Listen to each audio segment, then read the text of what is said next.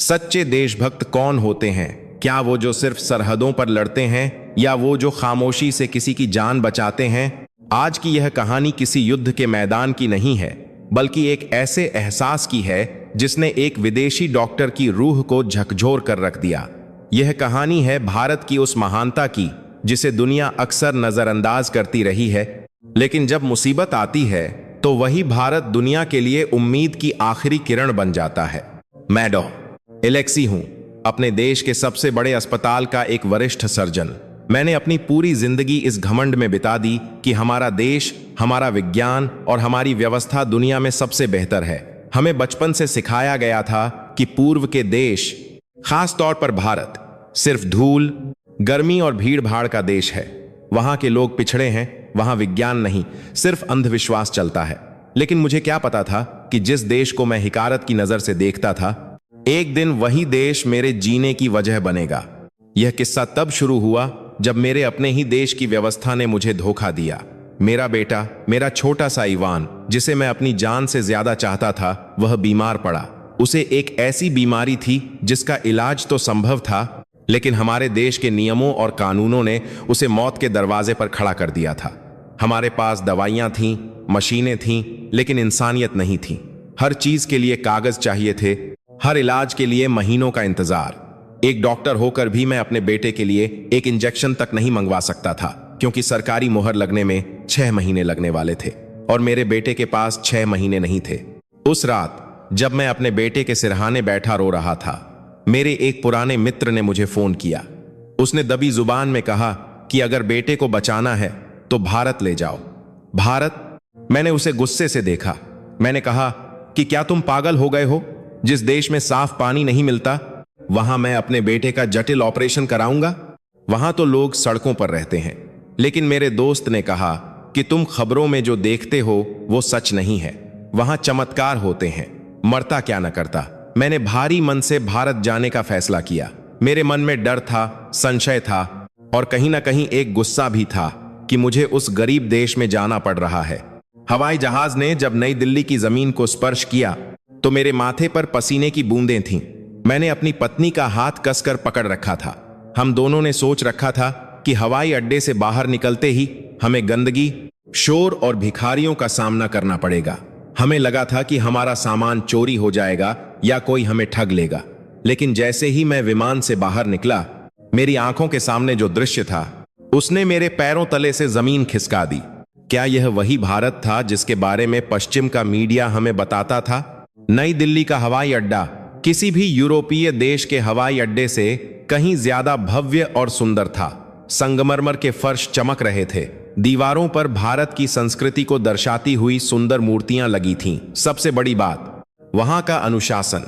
मुझे लगा था कि पासपोर्ट जांच में घंटों लगेंगे, रिश्वत देनी पड़ेगी, लेकिन वहां सब कुछ कंप्यूटर से हो रहा था। कतार में खड़े एक कर्मचारी ने हाथ जोड़कर चेहरे पर मुस्कान के साथ कहा, नमस्ते, भारत में आपका स्वागत है। नमस्ते। यह शब्द मैंने पहले भी सुना था, लेकिन उस दिन उस कर्मचारी की आंखों में जो चमक और अपनापन था, वो मैंने अपने देश के बड़े बड़े अधिकारियों में भी कभी नहीं देखा। सिर्फ 15 मिनट, जी हां, और 15 मिनट और एक कभी नहीं देखा। सिर्फ 15 मिनट में हम बाहर आ गए। मेरे देश में अपने ही नागरिकों को हवाई अड्डे से निकलने में 2 घंटे लग जाते हैं। मैं हैरान था, लेकिन मेरा अहंकार अभी भी यह मानने को तैयार नहीं था कि भारत हमसे बेहतर हो सकता है। मैंने सोचा, यह सिर्फ दिखावा है, असली भारत तो बाहर सड़कों पर होगा। बाहर टैक्सी का इंतजाम था। टैक्सी वाला एक साधारण सा आदमी था जिसने कुर्ता पाजामा पहन रखा था। उसने हमारा भारी सामान उठाया और बड़ी विनम्रता से गाड़ी में रखा। मैंने अपनी पत्नी से अपनी भाषा में कहा कि देखना, यह पक्का हमसे ज्यादा पैसे मांगेगा या हमें गलत रास्ते से ले जाएगा। गाड़ी दिल्ली की सड़कों पर दौड़ने लगी। चौड़ी सड़कें, हरे भरे पेड़ और ऊंची इमारतें। मैं खिड़की से बाहर देख रहा था, कमियां खोजने की कोशिश कर रहा था, लेकिन मुझे जो दिखा वो थी जिंदगी। लोग काम पर जा रहे थे, लेकिन किसी के चेहरे पर वो तनाव नहीं था जो हमारे देश में दिखता है। वहां एक अजीब सी शांति थी उस भागदौड़ में भी। हम अस्पताल पहुंचे। यह कोई सरकारी अस्पताल नहीं था, बल्कि एक संस्थान था जिसका नाम पूरी दुनिया में मशहूर था, लेकिन मैंने कभी ध्यान नहीं दिया था। इमारत को देखकर मैं दंग रह गया। क्या यह अस्पताल है या कोई महल? अंदर घुसते ही मुझे लगा जैसे मैं किसी मंदिर में आ गया हूं। सफाई ऐसी कि फर्श पर आप अपना चेहरा देख सकें। और भीड़, हाँ भीड़ थी। हजारों लोग थे। गांव के गरीब किसान से लेकर शहर के अमीर तक सब वहां थे। लेकिन वहां धक्का मुक्की नहीं थी, वहां एक व्यवस्था थी। मुझे रिसेप्शन पर जाना था। मैंने अपनी फाइलों का पुलिंदा निकाला। मेरे देश में डॉक्टर से मिलने के लिए भी हफ्तों पहले अर्जी देनी पड़ती है। मैंने वहां बैठी महिला से अंग्रेजी में बात करने की कोशिश की, लेकिन उसने बहुत ही साफ और शुद्ध लहजे में जवाब दिया। उसने मेरे बेटे की हालत देखी और तुरंत एक फोन घुमाया। उसने कहा, डॉक्टर साहब, एक आपातकालीन मामला आया है। बच्चा बहुत तकलीफ में है। मुझे लगा वह किसी जूनियर डॉक्टर को बुलाएगी, लेकिन 2 मिनट के अंदर एक वरिष्ठ डॉक्टर खुद चलकर हमारे पास आए। उनका नाम डॉ शर्मा था। साधारण सी कद काठी, चेहरे पर एक सौम्यता और आंखों में एक तेज। उन्होंने मुझे हाथ नहीं मिलाया, बल्कि दोनों हाथ जोड़कर नमस्कार किया। उन्होंने मेरे बेटे के सिर पर हाथ फेरा और कहा, घबराइए मत, अब यह हमारा बच्चा है। हमारा बच्चा, यह शब्द मेरे कानों में गूंज गया। मेरे देश में डॉक्टर मरीज को एक केस नंबर या फाइल कहते हैं, लेकिन यहां हजारों मील दूर एक अनजान डॉक्टर मेरे बेटे को हमारा बच्चा कह रहा था। डॉ शर्मा ने फाइलें नहीं मांगी। उन्होंने पहले बच्चे की नब्ज देखी। उनकी उंगलियों में जैसे कोई जादू था। उन्होंने मेरी आंखों में देखा और कहा, आप बहुत दूर से आए हैं, थके होंगे, पहले पानी पीजिए, बच्चे को हम संभाल लेंगे। क्या वाकई, क्या कोई डॉक्टर इतना संवेदनशील हो सकता है? मुझे शक हुआ। मैंने पूछा कि कागजी कार्रवाई का क्या होगा, फीस का क्या होगा, बीमा के कागज कहां जमा करने हैं? डॉ शर्मा ने मुस्कुराते हुए कहा, साहब, कागजों से जिंदगी नहीं बचती, पहले इलाज, बाकी सब बाद में। यह भारत है, यहां हम मेहमान को भगवान मानते हैं। मेरा बेटा स्ट्रेचर पर था। उसे तुरंत आईसीयू में ले जाया गया। मैं और मेरी पत्नी बाहर लॉबी में बैठे थे। मेरे दिमाग में अब भी शक के कीड़े रेंग रहे थे।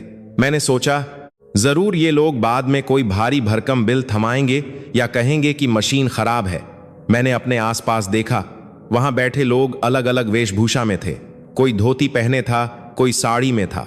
सब एक दूसरे से बातें कर रहे थे, एक दूसरे को ढांढस बंधा रहे थे। तभी मेरे पास एक बुजुर्ग सज्जन आए। उन्होंने सफेद कपड़े पहन रखे थे और माथे पर तिलक लगा था। वे शायद किसी मरीज के परिजन थे। उन्होंने मुझसे टूटी फूटी भाषा में इशारे से पूछा कि क्या हुआ। मैंने बताया कि बेटा बीमार है। उन्होंने अपनी जेब से एक कान डिब्बा निकाला जिसमें घर का बना खाना था। उन्होंने मेरी तरफ बढ़ाया और कहा, खा लो, ताकत रहेगी तभी बच्चे का ख्याल रख पाओगे। मैं सन्न रह गया। एक अनजान आदमी जो खुद शायद किसी मुसीबत में है, वह मुझे खाना खिला रहा है। मेरे देश में तो पड़ोसी भी एक दूसरे का हाल नहीं पूछते। मेरी आंखों में आंसू आ गए। मैंने वह खाना खाया। वह सिर्फ खाना नहीं था, उसमें भारत का आशीर्वाद था। कुछ घंटों बाद डॉ शर्मा बाहर आए। उनके चेहरे पर चिंता की लकीरें थीं, लेकिन उन्होंने हिम्मत नहीं हारी थी। उन्होंने मुझे अपने केबिन में बुलाया। वहां दीवार पर उनके भगवान की तस्वीर थी और मेज पर तिरंगा झंडा रखा था। उन्होंने मुझे बताया कि मेरे बेटे की हालत बहुत नाजुक है और उसे एक खास दवा की जरूरत है। मेरे पैरों तले जमीन खिसक गई। मैंने कहा, डॉक्टर, मुझे पता है यह दवा तो अमेरिका में मिलती है और उसकी कीमत करोड़ों में है। उसे मंगाने में ही हफ्तों लग जाएंगे। तब तक मेरा बेटा नहीं बचेगा। मैंने रोते हुए कहा कि मैं अपने बेटे को यहां मरने के लिए लाया हूं। डॉ शर्मा अपनी कुर्सी से उठे। वे मेरी कुर्सी के पास आए और मेरे कंधे पर हाथ रखा। उन्होंने कहा, डॉ एलेक्सी, आप भारत में हैं। हमें अपनी समस्याओं के लिए दूसरों पर निर्भर रहना पसंद नहीं है। जिस दवा की आप बात कर रहे हैं, दुनिया उसे अमेरिका की दवा कहती है, लेकिन आपको शायद पता नहीं, उस दवा का जो मुख्य सॉल्ट है वह भारत में ही बनता है और हमारे वैज्ञानिकों ने उस दवा का एक बेहतर और सुरक्षित संस्करण तैयार कर लिया है। मैं अविश्वास से उन्हें देखता रहा। क्या भारत इतना सक्षम है? मैंने पूछा, लेकिन क्या वह दवा उपलब्ध है? क्या उसे मंजूरी मिल गई है? मेरे देश में तो मंजूरी मिलने में साल लग जाते हैं। डॉ शर्मा ने अपनी मेज पर रखे कंप्यूटर की तरफ इशारा किया। उन्होंने कहा, देखिए, यह हमारा डिजिटल सिस्टम है। हमने सरकार को अनुरोध भेजा था और देखिए, मंजूरी आ गई है। मंजूरी? इतनी जल्दी? मैंने स्क्रीन पर देखा, वहां हरे रंग में लिखा था स्वीकृत। मैंने समय देखा। मैंने पूछा, डॉक्टर, यह कैसे संभव है? अभी तो रात के 2 बज रहे हैं। क्या आपके सरकारी दफ्तर रात को भी काम करते हैं? डॉ शर्मा के चेहरे पर जो गर्व था वह देखने लायक था। उन्होंने कहा, जब बात किसी की जान की हो तो भारत कभी सोता नहीं है। हमारा प्रशासन, हमारे वैज्ञानिक, हमारे डॉक्टर सब एक परिवार की तरह काम करते हैं। हमने तकनीक का इस्तेमाल सिर्फ पैसे कमाने के लिए नहीं बल्कि सेवा के लिए किया है। अभी जो मंजूरी मिली है वह एक स्वचालित प्रणाली और एक जागते हुए अधिकारी के कारण मिली है, जिसने आपके बेटे की रिपोर्ट अपने फोन पर देखी और तुरंत हस्ताक्षर कर दिए। मैं सुन्न था। जिस तकनीक का डंका मेरा देश पीटता था वह असल में यहां भारत में काम कर रही थी, बिना किसी शोर शराबे के। डॉ शर्मा ने बताया कि दवा सुबह तक अस्पताल में होगी और उसकी कीमत। जब उन्होंने कीमत बताई तो मुझे लगा मैंने गलत सुना है। वह कीमत अमेरिका की कीमत का 10वां हिस्सा भी नहीं थी। मैंने पूछा, इतनी सस्ती? क्या यह नकली है? डॉ शर्मा हंसे नहीं, न ही उन्हें बुरा लगा। उन्होंने गंभीरता से कहा, डॉ एलेक्सी, दवा की कीमत उसकी लागत नहीं बल्कि बनाने वाले की नीयत तय करती है। हमारा मकसद मुनाफा कमाना नहीं, स्वस्थ भारत और स्वस्थ विश्व बनाना है। हमारे पश्चियों ने कहा है, सर्वे संतु निरामयाः, सब रोग मुक्त हों। यह हमारी विरासत है। हम बीमारी का व्यापार नहीं करते, हम उसका निवारण करते हैं। उस रात मुझे नींद नहीं आई। मैं अस्पताल के गलियारे में टहलता रहा। मैंने देखा कि रात के सन्नाटे में भी अस्पताल जाग रहा था। सफाई कर्मचारी पूरी शिद्दत से फर्श साफ कर रहे थे। नर्सें ऐसे दौड़ रही थीं जैसे वे अपनी सगी बहनों की सेवा कर रही हों। मैंने देखा कि एक वार्ड बॉय एक गरीब बूढ़ी औरत को अपने हाथों से पानी पिला रहा था। यह दृश्य मेरे देश के लिए अकल्पनीय था। वहां पैसा बोलता है, यहां भावनाएं बोल रही थीं। सुबह हुई। सूरज की पहली किरण के साथ दवा आ गई। वह दवा एक साधारण से डिब्बे में थी जिस पर मेड इन इंडिया लिखा था। पहले मैं उन शब्दों को देखकर नाक भौं सिकोड़ता था, लेकिन आज उन शब्दों में मुझे अपने बेटे की जिंदगी दिख रही थी। डॉ शर्मा और उनकी टीम तैयार थी। ऑपरेशन थिएटर में जाने से पहले मैंने देखा कि पूरी टीम ने एक पल के लिए आंखें बंद कीं और प्रार्थना की। यह अंधविश्वास नहीं था, यह एक विनम्रता थी। यह स्वीकारोक्ति थी कि वे इंसान हैं और एक बड़ी शक्ति के अधीन हैं। विज्ञान और आस्था का ऐसा संगम मैंने पहले कभी नहीं देखा था। ऑपरेशन शुरू हुआ। बाहर इंतजार करते हुए मैंने अस्पताल की दीवार पर लगे एक चार्ट को पढ़ा। वहां लिखा था कि इस अस्पताल ने पिछले साल कितने हजार गरीबों का मुफ्त इलाज किया। मैंने पढ़ा कि कैसे भारत ने अपने टीकाकरण अभियान से दुनिया को चौंका दिया। मैं वहां बैठा अपने मोबाइल पर भारत के बारे में पढ़ने लगा। जितना मैं पढ़ता गया मेरी शर्मिंदगी बढ़ती गई। मैं जिस देश को सपेरों का देश समझता था वह देश चांद पर पहुंच चुका था। वह देश दुनिया की फार्मेसी बन चुका था। वह देश डिजिटल लेन देन में दुनिया का नेतृत्व कर रहा था। और सबसे बड़ी बात, यह सब करते हुए उसने अपनी आत्मा नहीं खोई थी। घंटे बीतते गए, हर पल सदियों जैसा लग रहा था। अचानक ऑपरेशन थिएटर का दरवाजा खुला। डॉ शर्मा बाहर आए। उन्होंने मास्क हटाया। उनके चेहरे पर पसीना था, लेकिन होठों पर वही सौम्य मुस्कान थी। मेरे दिल की धड़कन रुक गई। उन्होंने मेरे पास आकर मेरे दोनों हाथ अपने हाथों में ले लिए। मुबारक हो, उन्होंने अपनी भाषा में कुछ कहा और फिर मुझे समझाया। ईश्वर ने आपकी सुन ली। ऑपरेशन सफल रहा। आपका बेटा अब खतरे से बाहर है। मैं वहीं घुटनों के बल बैठ गया।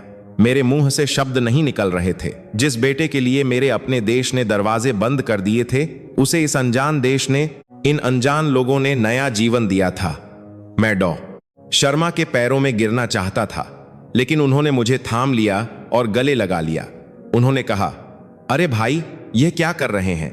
हम तो सिर्फ माध्यम हैं, करने वाला तो ऊपर वाला है। अगले कुछ दिन मैंने जो देखा उसने मेरे नजरिए को पूरी तरह बदल दिया। मेरे बेटे की रिकवरी वार्ड में शिफ्टिंग हुई। वहां मैंने देखा कि कैसे भारतीय परिवार एक दूसरे का ख्याल रखते हैं। पास वाले बिस्तर पर एक गांव का लड़का भर्ती था। उसके माता पिता न सिर्फ अपने बेटे का ख्याल रखते थे, बल्कि मेरे ईवान के लिए भी कभी फल, कभी खिलौने लेकर आते थे। हमारी भाषाएं अलग थीं, हम एक दूसरे की बात नहीं समझ सकते थे, लेकिन उनकी आंखों में जो प्यार था उसे किसी अनुवाद की जरूरत नहीं थी। एक दिन जब इवान थोड़ा ठीक हुआ तो उसने मुझसे कहा, पापा, यहाँ के लोग बहुत अच्छे हैं। वो नर्स दीदी मुझे कहानियां सुनाती हैं, भले ही मुझे समझ नहीं आती, लेकिन मुझे अच्छा लगता है। क्या हम हमेशा यहीं रह सकते हैं? उस मासूम सवाल ने मुझे हिला दिया। मैं सोचने लगा कि हम जिसे विकसित देश कहते हैं वहां क्या है? ऊंची इमारतें, तेज गाड़ियां, लेकिन अकेले लोग, अवसाद से घिरे लोग। और यहां जीवन था, संघर्ष था, लेकिन साथ ही संतोष भी था। अस्पताल से छुट्टी मिलने का दिन आया। मैं बिल काउंटर पर गया, मन में डर लिए कि अब असली झटका लगेगा। लेकिन जब बिल मेरे हाथ में आया तो मैंने उसे 3 बार पढ़ा। जितना खर्च मेरे देश में सिर्फ एम्बुलेंस बुलाने में होता है, उससे कम खर्चे में यहां मेरे बेटे का पूरा इलाज, ऑपरेशन, दवाइयां और रहना खाना हो गया था। मैंने काउंटर पर बैठे व्यक्ति से पूछा, क्या आप कुछ भूल गए हैं? यह बिल बहुत कम है। उसने हंसते हुए कहा, साहब, यह भारत है, यहां हम लूटते नहीं हैं, यह सही बिल है। और जो एक्स्ट्रा आप देना चाहते हैं उसे बाहर दान पेटी में डाल दीजिए, किसी और गरीब के काम आएगा। मैं बाहर निकला। दिल्ली की धूप मुझे अब चुभ नहीं रही थी, बल्कि मुझे उसमें एक नई ऊर्जा महसूस हो रही थी। मैंने महसूस किया कि दुनिया को भारत से बहुत कुछ सीखने की जरूरत है। सिर्फ सॉफ्टवेयर बनाना या रॉकेट छोड़ना ही विकास नहीं है। असली विकास है एक ऐसा समाज बनाना जहां एक अजनबी का दर्द भी अपना लगे, जहां तकनीक का इस्तेमाल लोगों को जोड़ने के लिए हो, बांटने के लिए नहीं। वापसी की उड़ान में मैं खिड़की से नीचे देख रहा था। रोशनी से जगमगाता भारत नीचे था। मैं एक अहंकारी डॉक्टर बनकर आया था, लेकिन एक विनम्र इंसान बनकर लौट रहा था। मैंने तय कर लिया था कि मैं अपने देश जाकर चुप नहीं बैठूंगा। मैं सबको बताऊंगा कि जिसे हम तीसरी दुनिया का देश कहते हैं, वह असल में नई दुनिया का नेता है। उसने मुझे सिखाया कि जीवन का मूल्य क्या है। मेरे देश के टीवी चैनल मुझे बुलाना चाहते थे। वे सुनना चाहते थे कि मैंने भारत में कितनी तकलीफें सही। वे चाहते थे कि मैं कहूं कि वहां कितनी गंदगी थी। लेकिन मेरे पास उनके लिए एक अलग ही कहानी थी, एक ऐसी कहानी जो उन्हें आईना दिखाएगी। हवाई जहाज के पहियों ने जब मेरे देश की धरती को फिर से स्पर्श किया तो मुझे वह खुशी महसूस नहीं हुई जो आमतौर पर घर लौटने पर होती है। खिड़की से बाहर देखते हुए मुझे वही गगनचुंबी इमारतें और वही चकाचौंध दिखाई दे रही थी जिसे हम विकास कहते थे। लेकिन आज मेरी आंखों में एक दूसरा दृश्य बसा हुआ था। वह दृश्य था भारत की उन गलियों का जहां भले ही धूल थी, लेकिन वहां की हवा में अपनापन था। मेरे साथ मेरा बेटा इवान बैठा था, जो अब मुस्कुरा रहा था। उसकी वह मुस्कान जिसे मेरे देश के सबसे महंगे अस्पताल ने असंभव बता दिया था, वह भारत की मिट्टी और वहां के लोगों के आशीर्वाद की देन थी।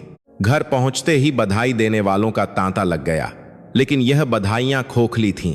मेरे साथी डॉक्टर, मेरे पड़ोसी सब आ रहे थे, लेकिन उनकी बातों में खुशी से ज्यादा आश्चर्य और एक अजीब सा व्यंग्य था। मेरे अस्पताल के मुख्य निदेशक डॉ. रिचर्ड, जो मेरे पुराने मित्र भी थे, शाम को मेरे घर आए। उन्होंने हाथ में शराब का गिलास थाम रखा था। उन्होंने ईवान को देखा, फिर मेरी ओर मुड़कर बोले, एलेक्सी, तुम बहुत भाग्यशाली हो।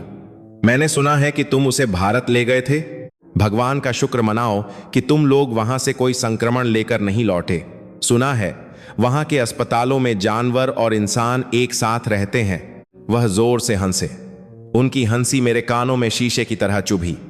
कुछ दिन पहले तक मैं भी शायद उनकी इस भद्दी मजाक पर हंस देता, लेकिन आज मेरे अंदर कुछ बदल गया था। मुझे डॉ. शर्मा का चेहरा याद आ गया, जिन्होंने इवान को हमारा बच्चा कहा था। मुझे वह वार्ड बॉय याद आया जिसने अपनी जेब से मुझे खाना खिलाया था। मैंने डॉ. रिचर्ड की आंखों में देखा और शांत स्वर में कहा, रिचर्ड, वहां जानवर नहीं, इंसान रहते हैं। ऐसे इंसान जो मरीज की जेब टटोलने से पहले उसकी नब्ज टटोलते हैं। और जिस संक्रमण की तुम बात कर रहे हो वह वहां नहीं, बल्कि हमारे दिमाग में है, हमारे अहंकार का संक्रमण। कमरे में सन्नाटा छा गया। रिचर्ड ने अपनी हंसी रोक दी। उन्होंने मुझे ऐसे देखा जैसे मैं कोई विदेशी भाषा बोल रहा हूं। तुम उन लोगों की तरफदारी कर रहे हो, एलेक्सी। हम दुनिया की सबसे बेहतरीन चिकित्सा प्रणाली हैं। हमारे प्रोटोकॉल, हमारी तकनीक। मैंने उनकी बात काट दी। तुम्हारी तकनीक ने मेरे बेटे को 6 महीने का इंतजार दिया था रिचर्ड। भारत की तकनीक ने उसे 24 घंटे में जीवन दान दिया, जिसे तुम तीसरी दुनिया कहते हो। उन्होंने मुझे वह दवा दी जो हमारे देश की दवा कंपनियों ने लॉकर में बंद कर रखी है ताकि वे कीमतें बढ़ा सकें। रिचर्ड का चेहरा लाल हो गया। वह बिना कुछ कहे वहां से चले गए, लेकिन मुझे पता था कि यह बात यहीं खत्म नहीं होगी। खबर फैल चुकी थी। देश का एक शीर्ष डॉक्टर अपने बेटे को बचाने के लिए भारत गया और सफल होकर लौटा। यह बात हमारे देश की चिकित्सा लॉबी के लिए एक तमाचा थी। वे यह स्वीकार नहीं कर सकते थे कि कोई गरीब देश उनसे बेहतर हो सकता है। अगले ही दिन से मीडिया का जमावड़ा मेरे घर के बाहर लग गया। हर कोई मेरा इंटरव्यू लेना चाहता था, लेकिन उनका मकसद मेरी खुशी बांटना नहीं था। वे एक सनसनीखेज कहानी चाहते थे। मुझे एक बड़े टीवी चैनल के प्रोड्यूसर का फोन आया। उन्होंने कहा, डॉ एलेक्सी, हम एक विशेष कार्यक्रम करना चाहते हैं, मेडिकल टूरिज्म के खतरे। हम चाहते हैं कि आप आएं और बताएं कि भारत में आपको किन किन मुश्किलों का सामना करना पड़ा, कैसे वहां गंदगी थी, कैसे वहां की दवाइयां संदिग्ध थीं। यह देश के नागरिकों को चेतावनी देने के लिए जरूरी है। मैं फोन लेकर खड़ा रहा। मेरा खून खौल रहा था। वे चाहते थे कि मैं झूठ बोलूं। वे चाहते थे कि मैं उस देश को बदनाम करूं जिसने मेरे बेटे को नई जिंदगी दी। मैंने मना करना चाहा, लेकिन फिर मेरे दिमाग में एक विचार आया। अगर मैं मना कर दूंगा तो वे किसी और को बुला लेंगे जो झूठ बोलेगा। अगर मुझे सच सामने लाना है तो मुझे उनके मंच का ही इस्तेमाल करना होगा। मैंने गहरी सांस ली और कहा, ठीक है, मैं आऊंगा। मैं पूरी दुनिया को बताऊंगा कि भारत में मेरे साथ क्या हुआ। प्रोड्यूसर खुश हो गया। उसे लगा कि उसे एक मसालेदार कहानी मिल गई है। उसे क्या पता था कि मैं वहां जाकर क्या बम फोड़ने वाला हूं। कार्यक्रम का दिन आया। मैं स्टूडियो में बैठा था। मेरे सामने देश की सबसे मशहूर एंकर बैठी थी, जो अपनी आक्रामक शैली के लिए जानी जाती थी। स्टूडियो की लाइटें बहुत तेज थीं, लेकिन मुझे भारत के उस सूर्योदय की याद आ रही थी जो मैंने अस्पताल की खिड़की से देखा था। कार्यक्रम शुरू हुआ। एंकर ने कैमरे की ओर देखकर अपनी रट्टी रटाई भूमिका बांधी। स्वागत है, आज हमारे साथ हैं डॉ एलेक्सी, जो हाल ही में भारत से लौटे हैं। वे हमें बताएंगे कि कैसे सस्ते इलाज के लालच में लोग अपनी जान जोखिम में डालते हैं। डॉ एलेक्सी, यह बहुत डरावना रहा होगा, है ना? एक ऐसे देश में जाना जहां बुनियादी सुविधाएं भी नहीं हैं। उसने माइक मेरी तरफ बढ़ाया। पूरे देश की निगाहें मुझ पर थीं। मैंने एक पल के लिए आंखें बंद कीं। मुझे डॉ शर्मा की प्रार्थना करती हुई सूरत दिखाई दी। मुझे वह बिल याद आया जो मेरे देश के एम्बुलेंस खर्च से भी कम था। मैंने अपनी आंखें खोलीं और कैमरे में सीधे देखा। डरावना? मैंने शुरुआत की। हाँ, बहुत डरावना था, लेकिन भारत नहीं। डरावना यह सोचना था कि मैं इतने सालों तक एक झूठ में जी रहा था। डरावना यह था कि मेरे अपने देश ने, जिसे हम विकसित कहते हैं, मेरे बेटे को मरने के लिए छोड़ दिया था। एंकर के चेहरे की मुस्कान गायब हो गई। उसने बात संभालने की कोशिश की, लेकिन डॉ एलेक्सी, हम जानते हैं कि वहां साफ सफाई की कमी है। वहां की दवाइयां गुणवत्तापूर्ण नहीं होती। मैं अपनी कुर्सी से थोड़ा आगे झुका। गुणवत्ता? क्या आप जानते हैं कि जिस दवा ने मेरे बेटे की जान बचाई वह भारत में बनी थी? और वह दवा हमारे देश की दवा से कहीं अधिक शुद्ध और असरदार थी। आप जिसे गंदगी कहते हैं, मैंने वहां पवित्रता देखी। मैंने वहां एक ऐसा सिस्टम देखा जो कागजों पर नहीं, दिल से चलता है। स्टूडियो में सन्नाटा था। प्रोड्यूसर कानों में कुछ चिल्ला रहा होगा, लेकिन एंकर चुप थी। मैंने अपनी बात जारी रखी। हम यहां बैठकर सोचते हैं कि भारत सपेरों और जादूगरों का देश है।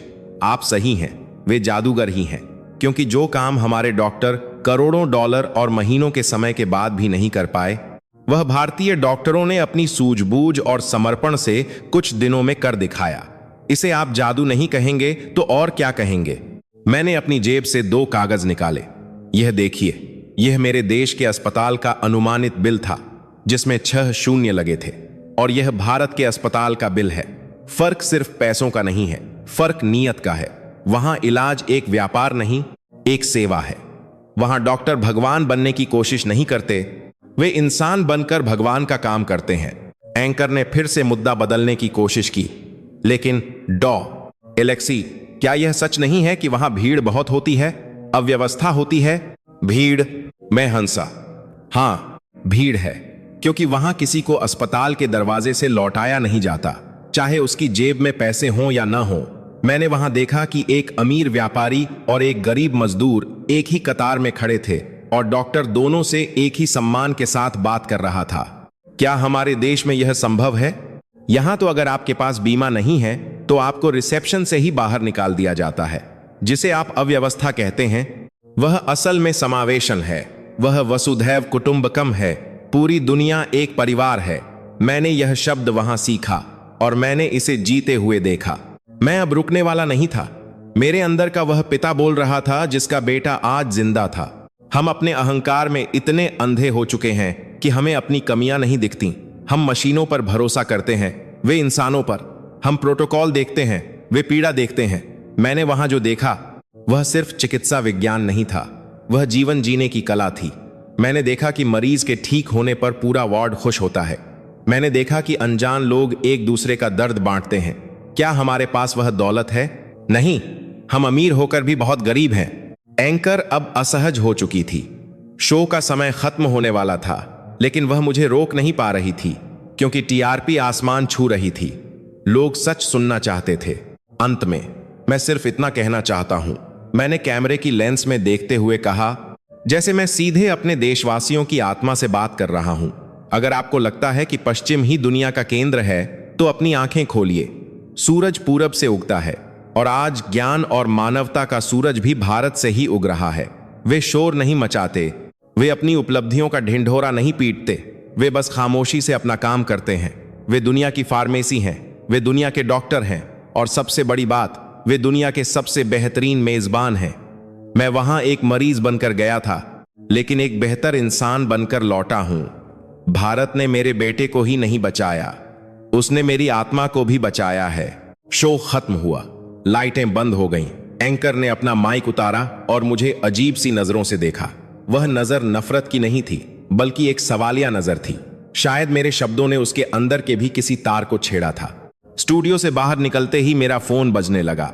सैकड़ों संदेश, कुछ नफरत भरे थे जो मुझे देशद्रोही कह रहे थे, लेकिन हजारों संदेश ऐसे थे जो कह रहे थे, शुक्रिया डॉ एलेक्सी, सच बोलने के लिए। हमारी भी यही कहानी है।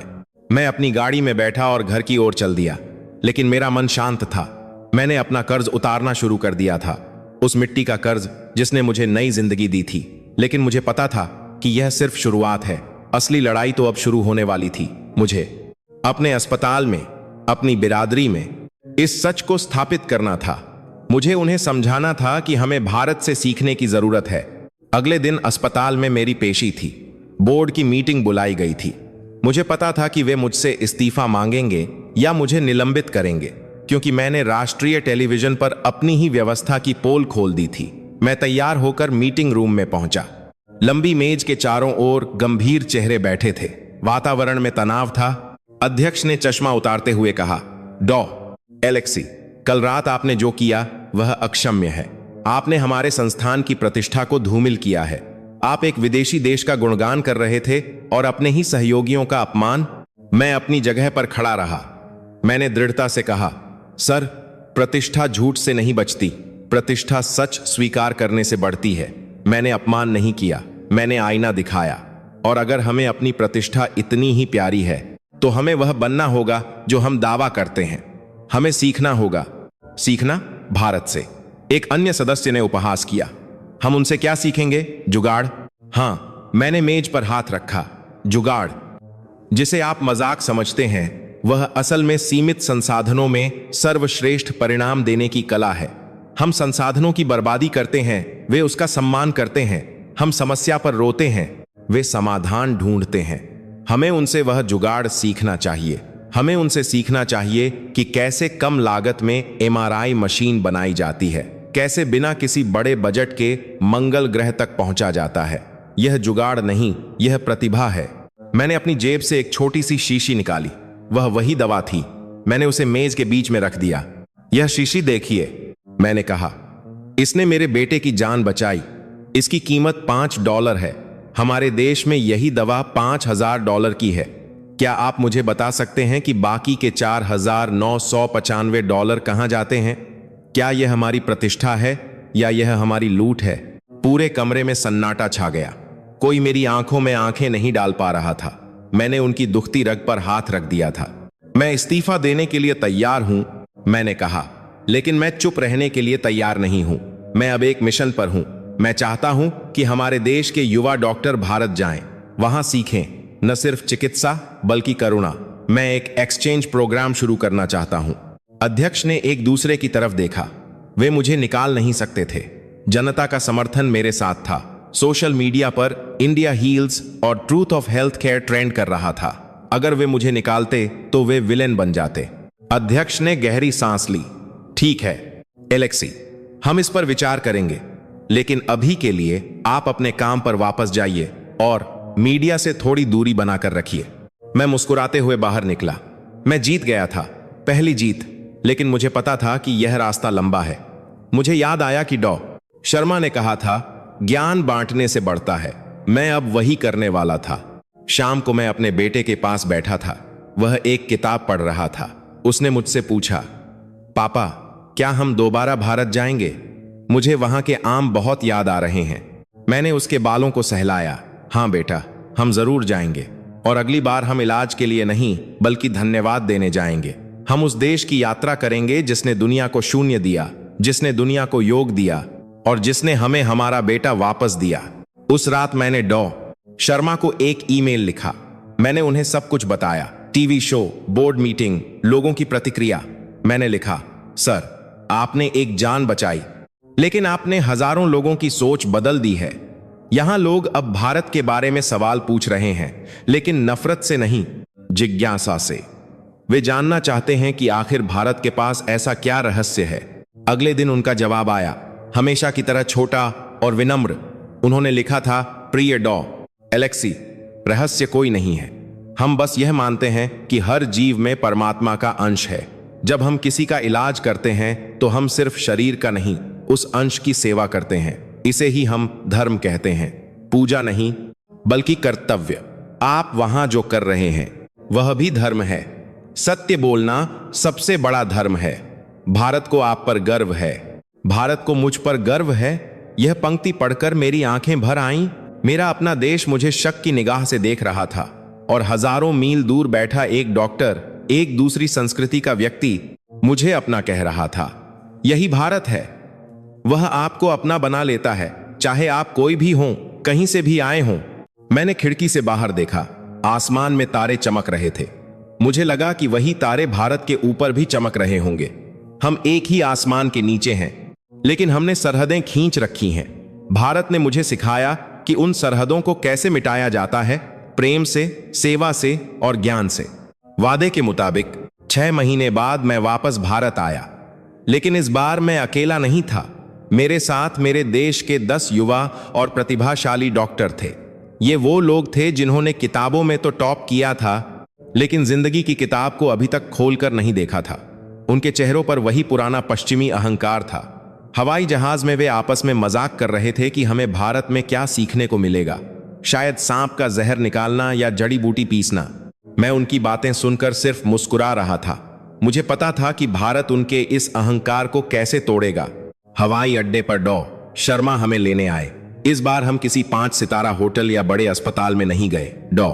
शर्मा ने हमें एक बस में बैठाया और कहा, अगर असली भारत देखना है तो शहरों से बाहर निकलना होगा।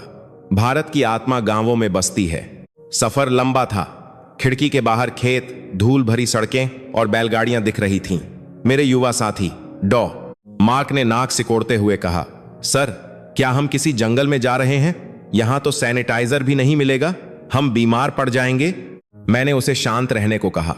शाम होते होते हम एक छोटे से कस्बे में पहुंचे। वहां एक विशाल स्वास्थ्य शिविर हेल्थ कैंप लगा हुआ था। कोई आलीशान इमारत नहीं थी, बस बड़े बड़े तंबू लगे थे। लेकिन वहां का नजारा देखकर मेरे साथी डॉक्टर सन्न रह गए। वहां सैकड़ों नहीं, हजारों लोग कतार में खड़े थे। बूढ़े, बच्चे, महिलाएं। धूल और गर्मी के बावजूद किसी के चेहरे पर गुस्सा नहीं था। सब धैर्य से अपनी बारी का इंतजार कर रहे थे। डॉ. शर्मा ने हमें एक साधारण से कमरे में ठहराया और कहा, स्वागत है, यह आपका क्लासरूम है। अगले 1 हफ्ते तक हम यहीं रहेंगे और सेवा करेंगे। अगली सुबह जो हुआ उसने मेरे साथियों की नींद उड़ा दी। शिविर सुबह 6 बजे शुरू होना था, लेकिन डॉक्टर और स्वयंसेवक वॉलंटियर्स 4 बजे से ही काम में लग गए थे। डॉ. मार्क ने एक भारतीय सर्जन को देखा जो एक छोटी सी मेज पर मोतियाबिंद कैटरैक्ट का ऑपरेशन कर रहे थे। डॉ मार्क ने हंसते हुए कहा, यह क्या तरीका है? इनके पास तो लेजर मशीन भी नहीं है। यह तो पुराने जमाने का तरीका है। डॉ शर्मा ने यह सुन लिया। उन्होंने डॉ मार्क को बुलाया और कहा, बेटा पास जाकर देखो। मार्क पास गया। उसने देखा कि वह भारतीय सर्जन कितनी तेजी और सफाई से काम कर रहे थे। एक मरीज का ऑपरेशन सिर्फ 5 मिनट में पूरा हो रहा था। मशीन नहीं थी, लेकिन उनके हाथ मशीन से ज्यादा तेज चल रहे थे। सबसे बड़ी बात, हर ऑपरेशन के बाद वह सर्जन बुजुर्ग मरीज के हाथ को थामते और पूछते, माँ जी अब ठीक लग रहा है? दोपहर तक उस सर्जन ने 50 ऑपरेशन कर दिए थे। डॉ मार्क के माथे पर पसीना आ गया। हमारे देश में एक डॉक्टर दिन भर में मुश्किल से 5 ऑपरेशन करता है और थकान की शिकायत करता है। यहां यह आदमी पसीने से लथपथ, बिना थके, बिना किसी शिकायत के बस लगा हुआ था। दोपहर के भोजन का समय हुआ। हम सब एक बड़े हॉल में जमीन पर बैठे। मेरे साथी जमीन पर बैठने में कतरा रहे थे, लेकिन जब उन्होंने देखा कि वहां के सबसे बड़े सर्जन भी पंगत में सबके साथ बैठे हैं, तो वे भी चुपचाप बैठ गए। खाना पत्तों पर परोसा गया, दाल, चावल और सब्जी। तभी एक घटना घटी। डॉ मार्क ने पानी मांगा। पास ही एक बुजुर्ग महिला बैठी थी जो मरीज थी। उसने अपने लोटे से पानी एक गिलास में डाला और मार्क की तरफ बढ़ाया। मार्क ने झिझकते हुए मना कर दिया। उसे लगा पानी गंदा होगा। उस बुजुर्ग महिला ने मुस्कुराते हुए अपनी पोटली खोली, उसमें से घर का बना एक लड्डू निकाला और मार्क के हाथ में रख दिया। उसने इशारे से कहा, खा ले बेटा, तू परदेश से आया है, दुबला लग रहा है। मार्क, जो सुबह से भारत की गंदगी की शिकायत कर रहा था, उस बूढ़ी मां के प्यार के आगे पिघल गया। उसने वह लड्डू खाया। उसकी आंखों में मैंने नमी देखी। उसने मुझसे धीरे से कहा, सर, मेरे देश में कोई मरीज डॉक्टर को इतना प्यार नहीं करता। वहां हम सिर्फ सर्विस प्रोवाइडर हैं। यहां हम परिवार हैं। मैंने उसकी बात पूरी की। यही भारत है मार्क। यहां संबंध खून से नहीं, भावना से बनते हैं। शाम को डॉ शर्मा ने हमें एक स्थानीय वैद्य आयुर्वेद चिकित्सक से मिलवाया। उनकी उम्र 80 साल के ऊपर होगी। उनके पास कोई डिग्री नहीं थी, कोई स्टेथोस्कोप नहीं था। मेरे साथी फिर से मुस्कुराने लगे। उन्हें लगा यह कोई जादू टोना दिखाने वाला है। वैद्य जी ने एक मरीज की कलाई पकड़ी। उन्होंने 3 उंगलियों से नब्ज देखी, आंखें बंद की और 2 मिनट बाद बोले, तुम्हें पिछले 3 महीनों से पेट में जलन है और रात को नींद नहीं आती। तुम्हें ज्यादा सोचना बंद करना होगा। मरीज हैरान रह गया। जी बाबा, बिल्कुल यही बात है। फिर वैद्य जी ने मेरे एक युवा साथी डॉ डेविड की तरफ हाथ बढ़ाया। डेविड, जो एक न्यूरोलॉजिस्ट था, ने चुनौती देने के अंदाज में अपना हाथ आगे कर दिया। वैद्य जी ने उसकी नब्ज पकड़ी और मुस्कुराए। उन्होंने कहा, बेटा, तुम डॉक्टर अच्छे हो, लेकिन तुम्हारे दिल में एक बोझ है। तुम अपने पिता से नाराज हो। जब तक उन्हें माफ नहीं करोगे, तुम्हारे सिर का दर्द ठीक नहीं होगा। डेविड का चेहरा सफेद पड़ गया। वह कांपने लगा। यह सच था। उसके पिता से उसके संबंध खराब थे और उसे अक्सर माइग्रेन रहता था, लेकिन यह बात उसने किसी को नहीं बताई थी, यहां तक कि मुझे भी नहीं। वह वैद्य जी के चरणों में गिर गया। आपको कैसे पता चला? वैद्य जी ने उसे उठाया और गले लगा लिया। शरीर सिर्फ मांस और हड्डियों का ढांचा नहीं है, यह मन और आत्मा से जुड़ा है।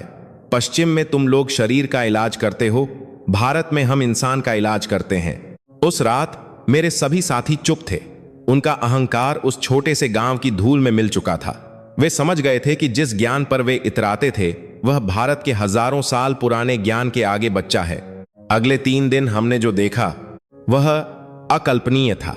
हमने देखा कि कैसे गांव के लोग एक दूसरे की मदद करते हैं। एक मरीज के पास पैसे नहीं थे तो पूरे गांव ने मिलकर चंदा इकट्ठा किया। किसी ने यह नहीं कहा कि यह सरकार का काम है। सबने कहा यह हमारा भाई है। एक दिन एक गर्भवती महिला को लाया गया। उसकी हालत गंभीर थी। बच्चे की धड़कन कम हो रही थी। हमारे पास आधुनिक उपकरण नहीं थे। मेरे युवा डॉक्टर घबरा गए। उन्होंने कहा, हमें इसे बड़े शहर ले जाना होगा, यहां कुछ नहीं हो सकता। लेकिन डॉ शर्मा ने कहा, इतना समय नहीं है। उन्होंने गांव की दाइयों, मिडवाइव्स को बुलाया। उन अनपढ़ महिलाओं ने वह किया जो हार्वर्ड के पढ़े लिखे डॉक्टर नहीं कर पा रहे थे। उन्होंने अपने तजुर्बे से, अपनी सूझबूझ से स्थिति को संभाला। उन्होंने महिला को शांत किया। कुछ जड़ी बूटियों का काढ़ा दिया और बहुत ही कुशलता से प्रसव कराया। जब बच्चे की रोने की आवाज गूंजी तो तंबू के बाहर खड़े सैकड़ों गांव वालों ने तालियां नहीं बजाईं, बल्कि हाथ जोड़कर आसमान की तरफ देखा और कहा, हे ईश्वर, तेरा शुक्रिया। मार्क मेरे पास आया। उसकी आंखों में आंसू थे। उसने कहा, सर, मैंने मेडिकल स्कूल में 7 साल बिताए, लेकिन पिछले 3 दिनों में मैंने जो सीखा है वह उन 7 सालों से ज्यादा है। मैंने सीखा कि तकनीक जरूरी है, लेकिन करुणा और अनुभव उससे भी बड़े हैं। ये लोग पिछड़े नहीं हैं सर, ये हमसे बहुत आगे हैं। हम मशीनों के गुलाम हैं, ये प्रकृति के स्वामी हैं। हफ्ते के आखिरी दिन विदाई का समय था। गांव के लोग हमें विदा करने आए थे। वे हमारे लिए उपहार लाए थे। कोई अपने खेत की सब्जियां लाया था, कोई हाथ से बुना हुआ गमछा। वे लोग जो खुद गरीब थे, हमें राजाओं की तरह विदा कर रहे थे। एक बुजुर्ग ने डेविड का हाथ पकड़ा और कहा, फिर आना डॉक्टर साहब, हमारा घर छोटा है लेकिन दिल बड़ा है। बस में बैठते समय मैंने अपने साथियों के चेहरे देखे। वे अब पर्यटक नहीं लग रहे थे, वे तीर्थयात्री लग रहे थे। उनके चेहरों पर एक शांति थी, एक ठहराव था। रास्ते में मैंने उनसे पूछा, तो क्या सीखा? एक युवा महिला डॉक्टर ने कहा, सर, हम यहां इलाज सिखाने आए थे, लेकिन हम इलाज करवा कर जा रहे हैं, अपनी आत्मा का इलाज। मुझे गर्व है कि मैं डॉक्टर हूं, लेकिन मुझे अफसोस है कि मैं भारतीय नहीं हूं। मैं मुस्कुराया। तुम भारतीय बन सकती हो। भारतीय होना नागरिकता की बात नहीं है, यह एक एहसास है। अगर तुम सेवा को अपना धर्म मान लो और पूरी दुनिया को अपना परिवार, तो तुम भारतीय ही हो। लेकिन हमारी परीक्षा अभी खत्म नहीं हुई थी। हमें लगा था कि हमने भारत देख लिया, लेकिन भारत के पास हमें सिखाने के लिए अभी एक और अध्याय बाकी था। एक ऐसा अध्याय जो हमारे साहस की अंतिम परीक्षा लेने वाला था। हमारी वापसी से ठीक एक दिन पहले मौसम का मिजाज बदल गया। भारत का मानसून अपने पूरे शबाब पर था। आसमान काला पड़ गया और मूसलाधार बारिश शुरू हो गई। जिस गांव में हम थे वह एक नदी के किनारे बसा था। शाम होते होते खबर आई कि नदी का जलस्तर खतरे के निशान से ऊपर बह रहा है, और फिर वही हुआ जिसका डर था। रात के अंधेरे में एक जोर की गड़गड़ाहट हुई और पास का बांध टूट गया। पानी, चारों तरफ पानी। हमारा शिविर एक ऊंची जगह पर था, इसलिए हम बच गए। लेकिन बिजली चली गई, सड़कें कट गईं, हमारे मोबाइल नेटवर्क ठप हो गए। हम दुनिया से पूरी तरह कट चुके थे। मेरे विदेशी साथी दहशत में आ गए। वे चिल्लाने लगे, हम यहां फंस गए हैं, हमें कोई बचाने नहीं आएगा, हम मारे जाएंगे। उनका डर जायज था। वे वातानुकूलित कमरों के आदी थे। उन्होंने कभी प्रकृति का ऐसा रौद्र रूप नहीं देखा था। लेकिन तभी मैंने कुछ ऐसा देखा जिसने मेरे रोंगटे खड़े कर दिए। शर्मा और उनकी टीम घबराए नहीं थे। वे अपनी टॉर्च निकाल रहे थे। उन्होंने तुरंत एक आपातकालीन बैठक बुलाई। शर्मा ने कहा, साथियों, डरने का वक्त नहीं है। नीचे वाले गांव में पानी भर गया है, बहुत से लोग घायल होंगे, वे यहां आएंगे, हमें तैयार रहना होगा। मेरे साथी बोले, लेकिन हमारे पास बिजली नहीं है, हमारे पास एनेस्थीसिया खत्म हो रहा है, हम बिना उपकरणों के कैसे इलाज करेंगे? यह आत्महत्या है। शर्मा ने एक मशाल जलाई और उसे दीवार पर टांग दिया। उन्होंने गरजदार आवाज में कहा, जब तक हमारे हाथों में जान है और दिल में धड़कन, हम किसी को मरने नहीं देंगे। यह भारत है, हम मुश्किलों से भागते नहीं, हम उनका रास्ता मोड़ देते हैं। और फिर मैंने जुगाड़ का असली रूप देखा। जनरेटर चलाने के लिए डीजल नहीं था। गांव के एक मैकेनिक ने एक पुरानी ट्रैक्टर की मोटर को साइकिल के पहिए से जोड़ा। 2 आदमी बारी बारी से पैडल मारने लगे और चमत्कार, बिजली का एक बल्ब जल उठा। रोशनी मध्यम थी, लेकिन वह उम्मीद की रोशनी थी। घायल लोग आने लगे। कोई बहकर आया था, किसी के ऊपर दीवार गिर गई थी। कीचड़ और खून से लथपथ लोग, लेकिन कोई चीख पुकार नहीं थी। जो लोग कम घायल थे, वे ज्यादा घायल लोगों को कंधे पर उठाकर ला रहे थे। एक दृश्य मेरी आंखों के सामने आज भी घूमता है। एक 10 साल का बच्चा, जिसका खुद का पैर टूटा हुआ था, वह एक बाल्टी पानी भरकर ला रहा था ताकि डॉक्टर हाथ धो सकें। मैंने उसे रोका, बेटा, तुम्हारा पैर। उसने कहा, साहब, मेरा पैर बाद में जुड़ जाएगा। लेकिन वो चाचा जी को खून ज्यादा बह रहा है, पहले उन्हें देखिए। मेरे साथी मार्क, जो सबसे ज्यादा डरे हुए थे, इस बच्चे को देखकर सन्न रह गए। उन्होंने अपना डर छोड़ दिया और काम में जुट गए। तभी एक बड़ी मुसीबत आई। एक महिला को लाया गया जिसके पेट में लोहे की रॉड घुस गई थी। उसकी हालत बहुत नाजुक थी, उसे तुरंत सर्जरी की जरूरत थी, लेकिन हमारे पास खून नहीं था। उसका ब्लड ग्रुप ओ नेगेटिव था, जो बहुत दुर्लभ होता है। डॉ डेविड चिल्लाया, हमें ओ नेगेटिव चाहिए, वरना यह मर जाएगी। वहां मौजूद गांव वालों में हलचल मच गई। किसी को अपना ब्लड ग्रुप नहीं पता था। तभी एक दुबला पतला आदमी, जो शायद गांव का पुजारी था, आगे आया। उसने कहा, मेरा खून ले लो। मुझे नहीं पता मेरा ग्रुप क्या है, लेकिन अगर यह किसी काम आ सके तो ले लो। उसके पीछे एक और आदमी आया, फिर एक और। देखते ही देखते 20-30 लोग लाइन में लग गए। हिंदू, मुसलमान, सिख सब एक कतार में खड़े थे। वे अपनी जाति भूल गए थे, अपना धर्म भूल गए थे। उनका सिर्फ एक ही धर्म था, इंसानियत। हमने तुरंत उनके खून की जांच की। संयोग से उस पुजारी का और एक मुस्लिम युवक का खून मैच कर गया। जब दोनों एक साथ अगल बगल के बिस्तर पर लेटकर खून दे रहे थे, तो मैंने देखा कि वे एक दूसरे का हाथ थामे हुए थे। बाहर तूफान गरज रहा था, लेकिन अंदर इंसानियत का एक अलग ही तूफान उमड़ रहा था। यह वह भारत था जिसे राजनेता बांटने की कोशिश करते हैं, लेकिन मुसीबत आने पर यह एक चट्टान की तरह एकजुट हो जाता है। सर्जरी सफल रही, महिला बच गई। सुबह के 4 बजे बारिश रुकी। हम सब थक कर चूर हो चुके थे। हमारे कपड़े कीचड़ और खून से सने थे। हम जमीन पर ही बैठ गए। तभी गांव की कुछ महिलाएं आईं। उनके अपने घर पानी में डूब चुके थे। उनका सब कुछ बह गया था, लेकिन वे अपने साथ एक बड़ी कड़ाही लेकर आई थीं। उन्होंने कहीं से सूखी लकड़ियां ढूंढी थीं और खिचड़ी बनाई थी। उन्होंने हमें पत्तों पर गर्मा गर्म खिचड़ी परोसी। वह स्वाद, मैं दुनिया के बेहतरीन होटलों में खाना खा चुका हूं, लेकिन उस तूफानी रात, उस टूटे हुए गांव में, उन बेघर महिलाओं के हाथों से बनी वह खिचड़ी मेरे जीवन का सबसे स्वादिष्ट भोजन था। उसमें मसालों का स्वाद नहीं था, उसमें मां के प्यार और बलिदान का स्वाद था। एक महिला ने मेरे सिर पर हाथ रखा। उसकी आंखों में आंसू थे। उसने कहा, परदेसी बाबू, तुमने हमारे लिए बहुत किया। भगवान तुम्हें सुखी रखे। मैं रो पड़ा। मैंने कहा, मां जी, हमने कुछ नहीं किया। आपने हमें बचाया है।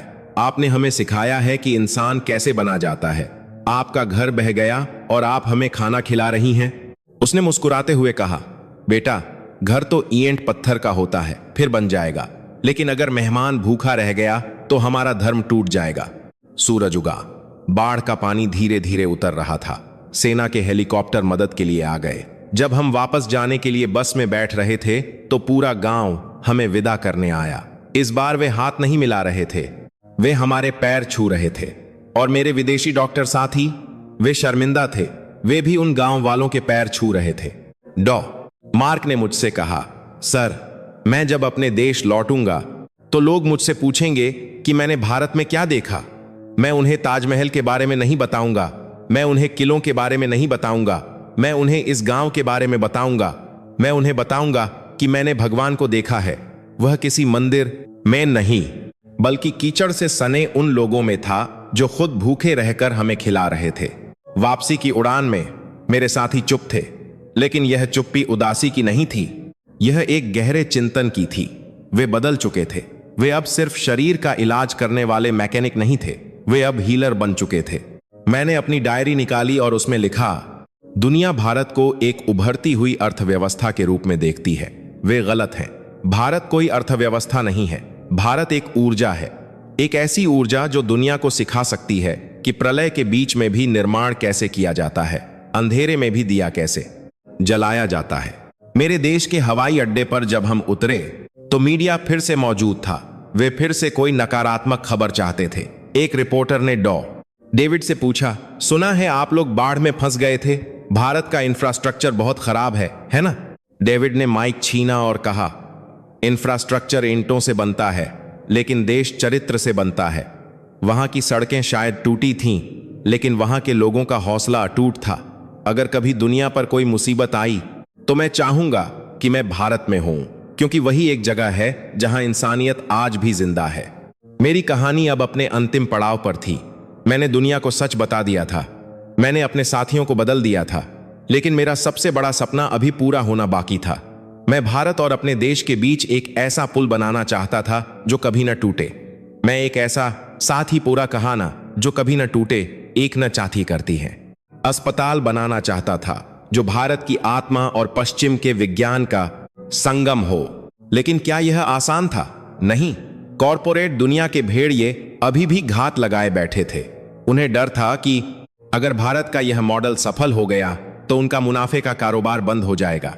वे मुझे रोकने के लिए अपनी आखिरी चाल चलने वाले थे। गांव का वो तूफान तो थम गया था, लेकिन मेरे जीवन में एक नया और ज्यादा खतरनाक तूफान आने वाला था। जब मैं अपने देश वापस लौटा तो मुझे लगा कि लोग मेरी बात समझेंगे, लेकिन मैं भूल गया था कि चिकित्सा जगत में एक ऐसी ताकत भी है जो नहीं चाहती कि दुनिया को सच पता चले। वह ताकत थी बड़ी दवा कंपनियां, जो मुनाफाखोरी के लिए किसी भी हद तक जा सकती थीं। मेरी वापसी के एक हफ्ते बाद मेरे क्लिनिक में एक आदमी आया। उसने महंगा सूट पहन रखा था और उसके हाथ में एक ब्रीफ केस था। वह हमारे देश की सबसे बड़ी दवा कंपनी का प्रतिनिधि था। उसने बैठने के बाद ब्रीफ केस खोला। वह नोटों से भरा था। उसने मुस्कुराते हुए कहा, डॉ एलेक्सी, आप बहुत अच्छा काम कर रहे हैं, लेकिन अब आपको आराम की जरूरत है। हम चाहते हैं कि आप एक लंबी छुट्टी पर चले जाएं और हाँ, भारत के बारे में बात करना बंद कर दें। यह पैसा आपके बेटे के भविष्य के लिए है। मैं उस पैसे को देखता रहा। फिर मैंने उस आदमी की आंखों में देखा। मैंने कहा, यह ब्रीफ केस ले जाओ, क्योंकि मेरे बेटे का भविष्य उस दिन सुरक्षित हो गया था जब एक भारतीय डॉक्टर ने उसे अपनी गोद में उठाया था। तुम्हारे पैसे उस प्यार की कीमत नहीं चुका सकते। उसका चेहरा सख्त हो गया। जाते जाते उसने धमकी दी, डॉक्टर, आपने शेर के मुंह में हाथ डाला है। हम आपको बर्बाद कर देंगे। आपका लाइसेंस, आपकी प्रतिष्ठा, सब मिट्टी में मिल जाएगा। और उन्होंने वही किया। अगले ही दिन से अखबारों में मेरे खिलाफ लेख छपने लगे। मुझे पागल, देशद्रोही और झोला छाप कहा गया। उन्होंने आरोप लगाया कि मैं भारत से नकली दवाइयां लाकर मरीजों की जान खतरे में डाल रहा हूं। मेरे खिलाफ जांच आयोग बैठा दिया गया। मेरे अस्पताल ने दबाव में आकर मुझे निलंबित कर दिया। मैं अकेला पड़ गया था। मेरे वो साथी जो मेरे साथ भारत गए थे, उन्हें भी डराया गया। डेविड को नौकरी से निकालने की धमकी दी गई। मार्क का रिसर्च फंड रोक दिया गया। सब चुप हो गए। सुनवाई का दिन आया। कोर्ट खचाखच भरा था। वकीलों की पूरी फौज मेरे खिलाफ खड़ी थी। उनका मकसद सिर्फ मुझे गलत साबित करना नहीं था, बल्कि भारतीय चिकित्सा पद्धति को नीचा दिखाना था। सरकारी वकील ने चिल्लाकर कहा, जज साहब, यह आदमी हमारे देश के नागरिकों को एक ऐसे देश की दवाइयां खाने को कह रहा है जहां लोग सड़कों पर सोते हैं। यह हमारे विज्ञान का अपमान है। मैं कटघरे में खड़ा था। मेरी पत्नी दर्शक दीर्घा में बैठी रो रही थी। मुझे लगा मैं हार गया हूं। तभी कोर्ट का दरवाजा खुला। एक आदमी अंदर आया, उसके पीछे एक और, फिर एक और। देखते ही देखते कोर्ट रूम लोगों से भर गया। ये कौन थे? ये मेरे देश के वो मरीज थे जिनका इलाज मैंने भारतीय दवाओं से किया था। किसी को कैंसर था, किसी को किडनी की बीमारी थी। वे सब ठीक थे। और सबसे आगे कौन था? मेरा बेटा ईवान। ईवान ने जज साहब से कहा, अंकल, मेरे पापा ने मुझे बताया था कि भारत में एक कहावत है, सत्यमेव जयते, यानी जीत हमेशा सच की होती है। क्या मेरे पापा सच बोलने के लिए सजा पाएंगे? जज ने हथौड़ा बजाया और शांति की अपील की। मैंने साहस जुटाया और बोलना शुरू किया। जज साहब, मुझ पर आरोप है कि मैंने अपने देश के प्रोटोकॉल को तोड़ा। हाँ, मैंने तोड़ा, क्योंकि मेरा प्रोटोकॉल मुझे कागज भरने को कहता था, मरीज बचाने को नहीं। मुझ पर आरोप है कि मैं भारत का एजेंट हूं। अगर जान बचाना, प्यार बांटना और इंसान को इंसान समझना भारत का एजेंडा है, तो हां, मैं भारत का एजेंट हूं। मैंने अपनी जेब से एक छोटी सी डिब्बी निकाली। यह वो दवा है जिसे ये कंपनियां नकली कहती हैं। इसकी कीमत एक बर्गर से भी कम है, लेकिन इसने मेरे बेटे को बचाया। ये कंपनियां डरती हैं, इन्हें मेरी चिंता नहीं है। माकुल है, मता परिकार भी, कलकारी है, इन्हें अपने मुनाफे की चिंता है। अगर दुनिया को पता चल गया कि भारत ने कम कीमत में संजीवनी बूटी बना ली है, तो इनकी सोने की दुकानें बंद हो जाएंगी। वकील ने आपत्ति जताई, यह भावुकता है, विज्ञान नहीं। विज्ञान, मैं गर्जा। विज्ञान का मकसद जीवन देना है, लूटना नहीं। भारत ने मंगल ग्रह पर यान भेजा, वो भी एक हॉलीवुड फिल्म के बजट से कम में। उन्होंने कोरोना के समय पूरी दुनिया को वैक्सीन दी, जब बड़े देश उसे जमा करके बैठे थे। इसे आप क्या कहेंगे? यह विज्ञान नहीं तो और क्या है? फर्क सिर्फ इतना है कि उनका विज्ञान सेवा के लिए है और आपका स्वार्थ के लिए। तभी डॉ डेविड, जो अब तक डरे हुए थे, अपनी सीट से खड़े हो गए। उन्होंने कहा, जज साहब, डॉ एलेक्सी अकेले नहीं है, मैं भी उनके साथ था। मैंने देखा है कि कैसे एक भारतीय वैद्य ने बिना किसी मशीन के मेरा माइग्रेन ठीक कर दिया। मैंने देखा है कि कैसे बाढ़ में वहां के लोगों ने हमें बचाया। अगर सच बोलना अपराध है तो मुझे भी गिरफ्तार कीजिए। फिर मार्क खड़ा हुआ, फिर बाकी डॉक्टर, और फिर वो सारे मरीज खड़े हो गए। पूरा कोर्ट रूम तालियों से गूंज उठा। जज ने लंबा समय लिया। शाम को फैसला आया।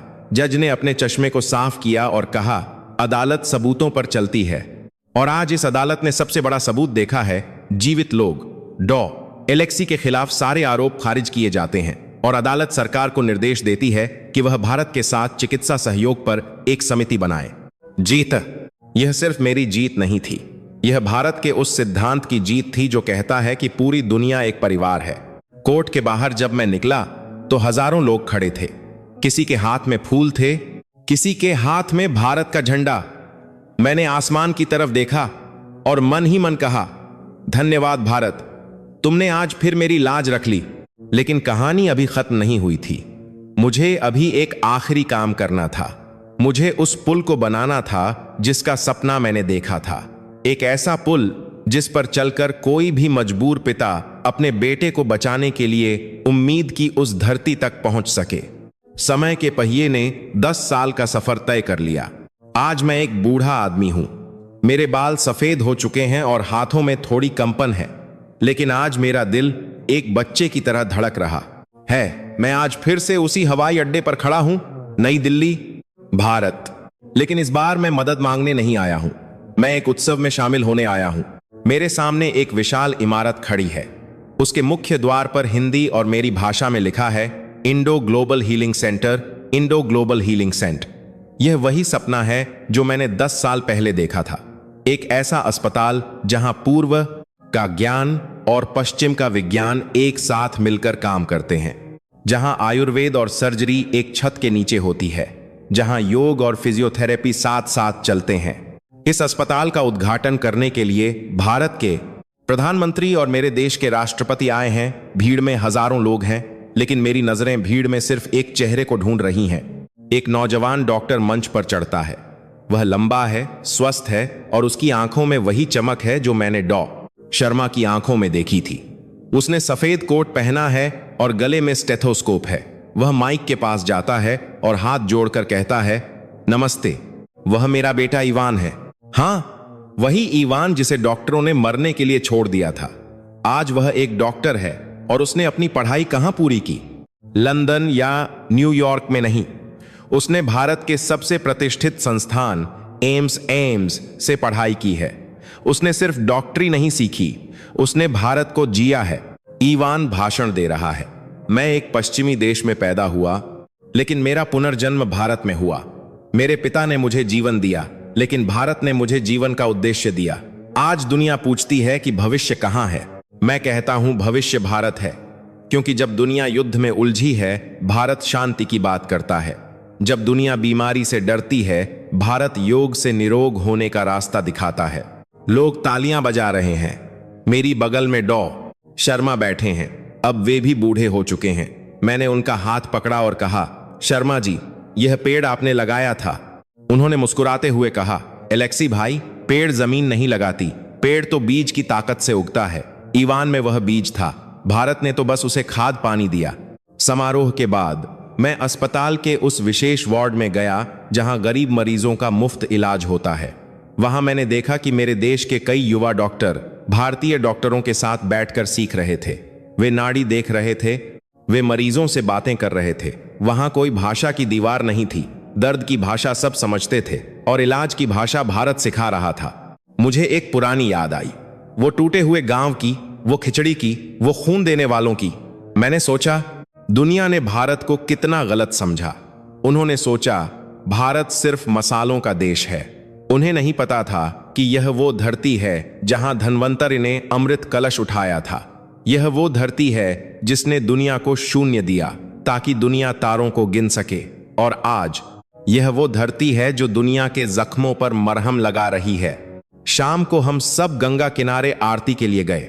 दियों की रोशनी नदी में तैर रही थी। घंटियों की आवाज वातावरण में गूंज रही थी। मैंने अपनी आंखें बंद कीं और महसूस किया कि एक अदृश्य शक्ति हम सबको जोड़ रही है। ईवान मेरे पास आया। उसने मेरे कंधे पर हाथ रखा। पापा, आप क्या सोच रहे हैं? मैंने कहा, बेटा, मैं सोच रहा हूं कि दुनिया को विश्व गुरु की जरूरत है। एक ऐसे गुरु की जो डंडा लेकर नहीं बल्कि प्रेम लेकर आए। और मुझे लगता है कि दुनिया को वो गुरु मिल गया है। भारत? ईवान ने पूछा। हाँ, भारत। देखो इन लहरों को, ये रुकती नहीं है। वैसे ही भारत की करुणा भी कभी नहीं रुकती। यह देश सिर्फ एक भूगोल नहीं है बेटा, यह एक विचार है, एक संस्कार है। जब तक यह धरती है, मानवता कभी अनाथ नहीं होगी। हमने एक दिया जलाया और उसे नदी में छोड़ दिया। वह दिया अंधेरे में बहता हुआ दूर तक चला गया, अपनी छोटी सी रोशनी से अंधेरे को चीरता हुआ। एलेक्सी की कहानी यहीं खत्म होती है, लेकिन यह अंत नहीं है, यह एक शुरुआत है। अगर आप यह कहानी सुन रहे हैं, चाहे आप दुनिया के किसी भी कोने में हों, तो याद रखिए, कभी अगर जिंदगी में अंधेरा छा जाए, सब दरवाजे बंद लगें, तो पूरब की ओर देखिएगा। वहां एक देश है जो अपनी बाहें फैलाए आपका इंतजार कर रहा है। वह आपसे आपका धर्म नहीं पूछेगा, आपकी जाति नहीं पूछेगा। वह बस आपके माथे पर हाथ रखेगा और कहेगा, आयुष्मान भव, लंबी उम्र हो। भारत माता की जय। नमस्ते।